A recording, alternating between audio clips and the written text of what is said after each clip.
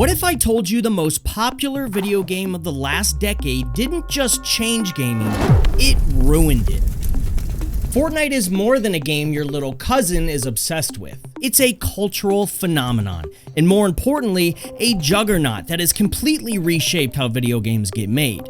Beneath the $40 billion in revenue and flashy events lies a dark side, a monster the gaming world is being consumed by. So join me today as we investigate the monstrous rise of Fortnite, its destructive effects on the games industry, and how it's ruining your favorite video games today. And to do that, we'll need to break down the 3 key elements causing this destruction. But before that, let's quickly begin with some very important context in order to understand how this monster was created. Because the Fortnite we know today is unrecognizable compared to 2017 Fortnite. In fact, this story begins all the way back in 2011 when Epic Games announced a cooperative survival game called Fortnite Save the World. The game was a mix of base building, crafting, and fending off waves of zombies. It showed promise, but it wasn't the groundbreaking hit Epic hoped for. For years, Save the World struggled to find its footing. By the time it launched in mid-2017, the gaming world had largely moved on, but something was about to change, something that would reshape the entire gaming industry. That change was the explosive rise of the Battle Royale genre. Games like H1Z1 and later PlayerUnknown's Battlegrounds or PUBG had captured the attention of millions. Epic Games saw an opportunity and acted fast. In September 2017, Epic pivoted. They took Fortnite's cartoony world and reimagined it as a 100-player Battle Royale game. It was free to play, colorful, and unlike anything else in the genre at the time. From there, the rest is history. Within weeks, Fortnite became a sensation. Its mix of easy-to-learn gameplay, unique building mechanics, and quirky art style drew in players of all ages. It was the game to stream, creating online millionaires overnight, all while breaking into the mainstream as celebrities and athletes publicly shared their love for the game. Probably the best Fortnite player in the league. You say what to that? I'm definitely the best Fortnite player in the league. But what really set Fortnite apart was Epic's next innovation. They embraced Fortnite as more than just a game. Over time, it became closer to an advertising platform, an always in-your-face billboard. From live concerts featuring artists like Travis Scott to popular crossovers with Marvel, Star Wars, and even various anime franchises, over time, Fortnite evolved into the cultural hub we know today, ushering in a new age in the video game industry, one that would revolutionize how games are made, for the worse. Because instead of making games that are fresh and creative, many companies now follow Fortnite's blueprint. They focus on selling stuff and keeping players hooked, rather than making a game you just play because it's fun. So, how did Fortnite go from a game changer to something that's holding the games industry back? Let's break it down with our first of 3 elements, the live service disease. In 2018, Fortnite generated over $5 billion in revenue, and they would continue making billions in the years after, totaling to over $40 billion in revenue since launch.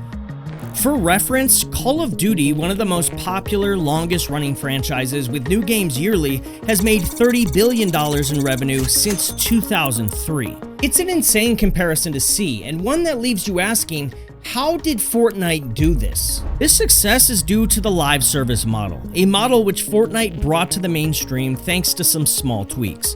Before Fortnite, games made money by selling players a single copy of a game with some microtransactions and DLC sprinkled in every now and then. Most of the money companies made were on that single copy of the game, and the games themselves were one-and-done experiences. But Fortnite created a live service where the game was treated like an evolving platform. Developers would regularly update the game with new content, things like maps, skins, challenges, and events, to keep players engaged over time. This model wasn't invented by Fortnite though. MMOs and free-to-play games from other parts of the world worked this way too, but Fortnite made one key innovation that would go on to consume the games industry: the Battle Pass. The Battle Pass is a system where players pay a small fee to access a tiered list of rewards. The more you play, the more rewards you unlock. Fortnite perfected this system by allowing players to earn enough in-game currency to buy back the next Battle Pass. The catch, though, was that earning it back meant putting in a ton of in-game time. The Battle Pass was proven to be so lucrative and great at keeping players addicted that not only did it replace loot boxes as the primary microtransaction of the time, it became the gold standard for live service games. Suddenly, there are Battle Passes everywhere, in every type of game. Speaking of loot boxes, Fortnite did something very different for the time too. Instead of making players gamble for a skin they wanted, Fortnite would constantly push players to buy skins, emotes, and other cosmetics. A single skin in Fortnite can cost up to $20. That's more than the price of some full-on indie games. Other games quickly realized this opportunity, and now we're constantly being bombarded with cosmetics more expensive than a burger and fries at Five Guys. It's nothing but $20 skin packs in Call of Duty and $10 XP boosters in Assassin's Creed. To keep players spending money, Fortnite would use clever psychological tricks, similar to the ones you'd see in mobile games of the time. One example is in daily challenges and rewards that use the endowed progress principle, similar to a rewards card. Oh, I already opened 3 chests last match, might as well open 4 more to complete this challenge. Oh, I got 3 stars from that challenge, let me get a couple more challenges done for stars and I'll level up my battle pass. Before you know it, what was supposed to be a game or two has turned into a multi-hour gaming session. Another example is the artificial scarcity found in the rarities of items in the battle pass and the store. Rare and legendary didn't actually mean much, but the intention was to make the value of items seem higher and make you more likely to buy an item. There's also the progress principle, which in short meant Fortnite would give you the illusion of progress no matter what, win or lose. So even if you complete no challenges and die as soon as you thank the bus driver, you get some sort of progress towards your battle pass. This keeps players playing longer as they're still motivated. You pair this with the limited time nature of the battle pass and seasons, and you begin pushing players to log in due to the fear of missing out.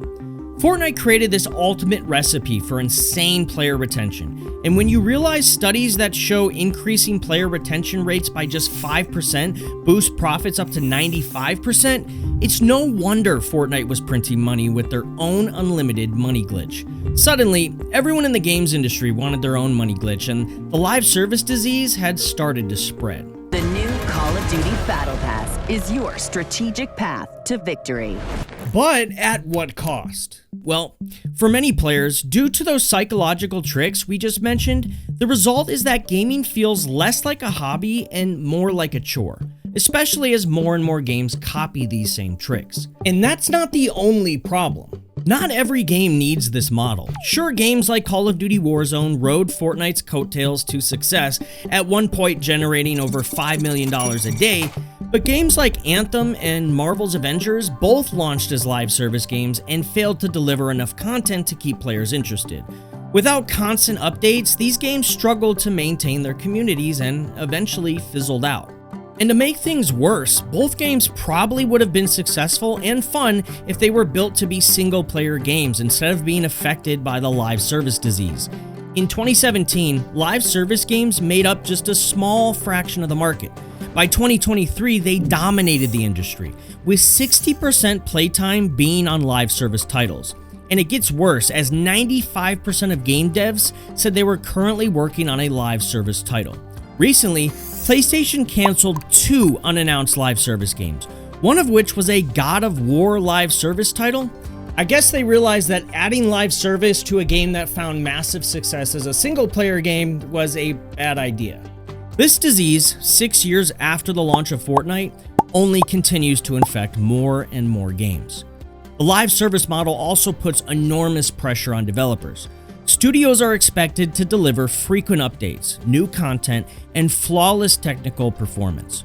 When they can't keep up, like with Call of Duty, the consequences are severe. In recent years, we've seen countless layoffs, studio closures, and unfinished games rush to market, all in the name of chasing Fortnite's success.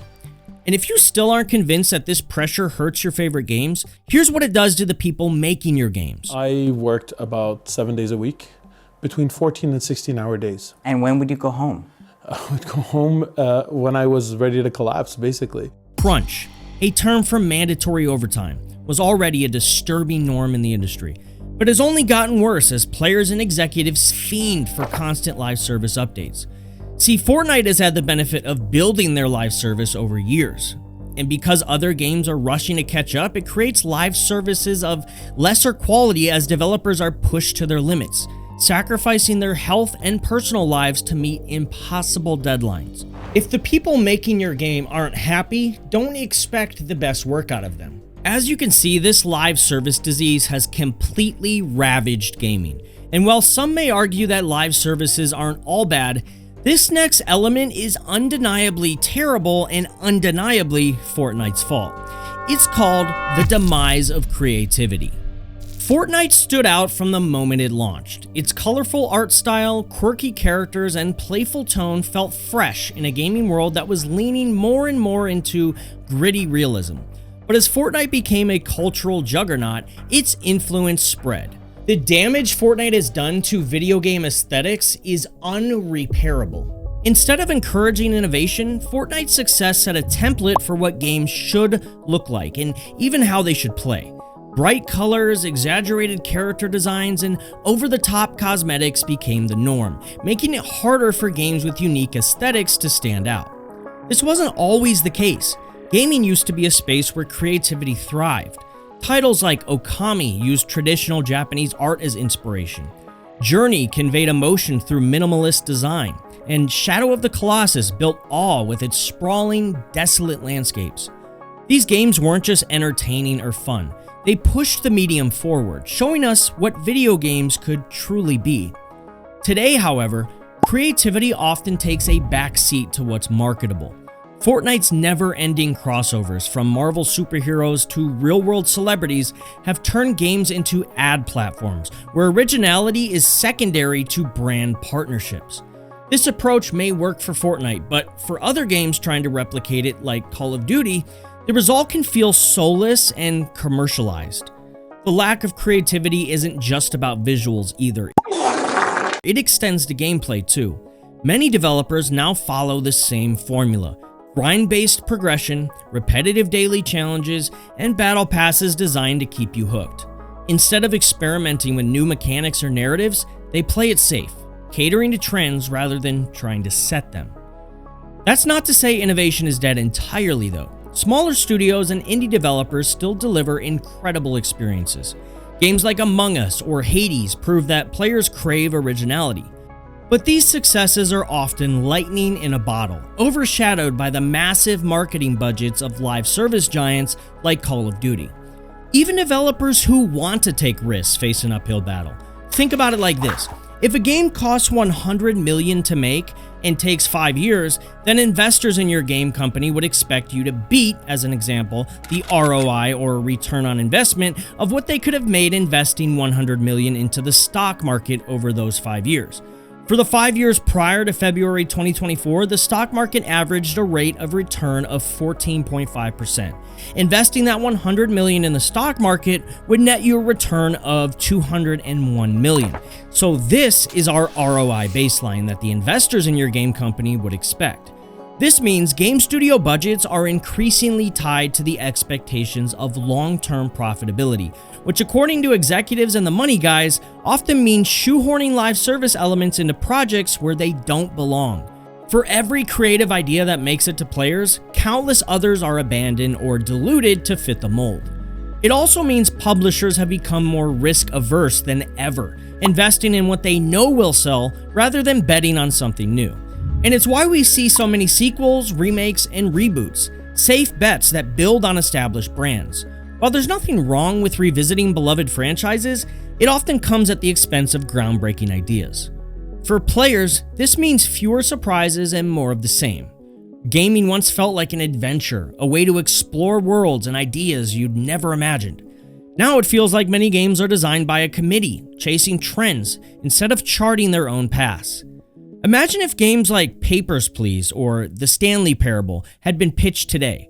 Would they even get greenlit in an industry so focused on profitability over originality? The fear is that we're losing the kinds of bold, experimental games that defined gaming's golden eras, and instead getting live service game number 300. Thankfully, creativity isn't gone entirely. Indie developers continue to push boundaries, crafting experiences that surprise and delight players. But without the same resources or visibility as live service games, these gems often struggle to find the audiences they deserve. Or worse, they get sucked into a live service game wanting to become a Fortnite-like platform. A great example is Gravity Ball in NBA 2K25. A mode so different from the main game, it reminds me of the kind of game that 5 years ago would have been a surprise release at an awards show for $20 made by game devs out of passion during their lunch break. Instead, it's crammed into a yearly released sports game where the community already hates it before trying it. The death of creativity in gaming isn't irreversible, but it's undeniable that the games coming out now are more similar than ever. To truly innovate, studios and publishers need to take risks again, something Fortnite's overwhelming influence has made increasingly difficult. And if you needed more convincing, our third and final element, the fall of fun, might just do it for you. Fortnite and live service games didn't just change how games are made, they changed how players interact with games. Gaming used to be about immersion, exploration, and falling in love with the stories they could tell. But now, for many players, it's about something else entirely: staying competitive, unlocking rewards, or keeping up with the latest trends. Live service games have turned gaming into a commitment. With daily challenges, time-limited events, and battle pass deadlines, players feel like they have to log in constantly just to keep up. For many, this creates anxiety about missing out, instead of pure excitement about playing. This shift is especially noticeable with younger players. Instead of enjoying games for their gameplay or story, some players now see games as social hubs or even status symbols. Skins, emotes, and achievements are less about personal enjoyment and more about showing off to friends or the online community. And let's talk about fairness. Live service games often blur the line between skill and spending. While Fortnite avoids pay-to-win mechanics, other games have embraced them, making it harder for players who don't spend money to keep up. This can lead to frustration and even push players away. Then there's the role of influencers and social media. Games like Fortnite thrive on being shareable. Big events, flashy skins, and surprise updates dominate social platforms, turning games into cultural phenomena. But this constant stream of content also adds pressure for players to stay involved, because if they don't, they might feel left out of the community. Compare this to games from the past, titles like Minecraft or The Legend of Zelda. These weren't built around deadlines or FOMO. They're about creating memories and playing at your own pace, enjoying the journey and the destination. The live service model has shifted the focus away from timeless enjoyment to a race for relevance. And this new relationship comes with a cost. Many players report feeling burnt out by the endless grind, while others simply move on to the next big thing. The constant need for updates and engagement leaves little room for reflection or nostalgia. Two things that made the games we grew up playing feel so special in the first place. The Fortnite blueprint has given players more reasons and ways to connect with games, but it's also made that connection feel fragile, fleeting, and at times, overwhelming.